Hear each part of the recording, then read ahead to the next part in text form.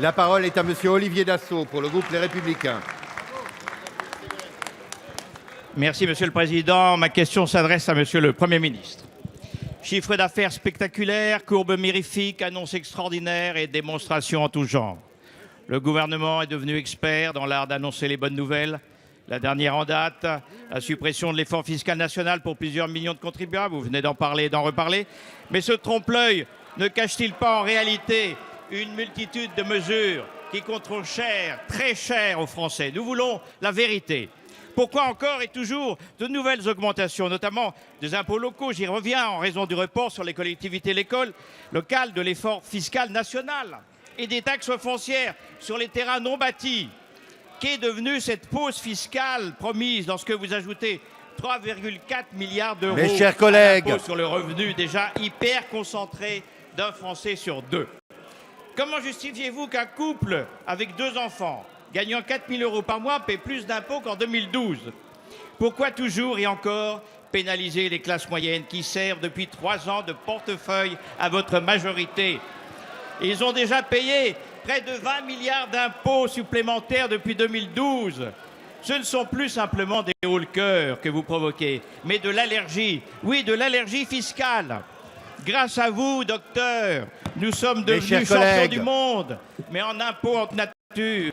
Savez-vous qu'à partir de 2016, il y aura autant de taxes que de jours dans l'année? Alors, Monsieur le Premier ministre, surprenez-nous, vous qui avez su faire preuve d'imagination prolifique en termes d'imposition, n'hésitez pas à mettre votre talent au service de tous les Français en faisant preuve d'équité et d'efficacité en matière d'économie. Baissez les impôts sans discrimination, baissez les dépenses sans modération. C'est possible. D'autres l'ont fait avant vous, ici en France, mais aussi ailleurs, chez nos voisins européens. Alors, pourquoi pas vous? Merci, Monsieur Dassault. La parole est à Monsieur Christian Eckert, secrétaire d'État chargé du budget. Merci, Monsieur le Président, Mesdames, Messieurs les députés, Monsieur le député Dassault. Vous faites le défenseur des classes moyennes et nous adressez une rafale de compliments.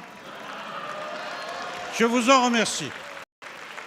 Mais plus sérieusement, je voudrais dire la vérité, parce que dire la vérité aux Français, c'est faire le constat que les baisses d'impôts que vous propose le gouvernement, et que vous ne contestez pas d'ailleurs, je vous en remercie, les baisses d'impôts que propose le gouvernement dans ce projet de loi de finances concernent les classes les plus modestes, les classes moyennes, mais parallèlement, monsieur le député, aucune augmentation d'impôts n'a été prévue pour les autres.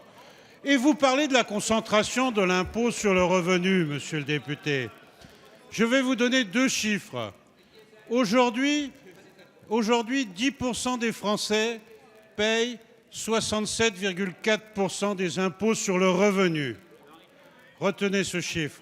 Savez-vous quel était ce chiffre en 2011? En 2011, les 10% des Français les plus aisés ont payé 72%, c'est-à-dire plus qu'aujourd'hui.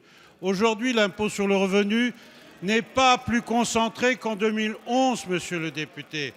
Et aujourd'hui, si plus d'une moitié de Français ne payent pas l'impôt sur le revenu, tous payent la TVA, la CSG, qui sont de loin les 2 impôts qui profitent le plus. Alors soyez rassurés, monsieur le député, ce projet de loi de finances épargne cette fois l'ensemble des Français et concentre les baisses d'impôts sur les foyers modestes et les Français moyens dont vous avez si bien parlé. Merci, Monsieur le ministre.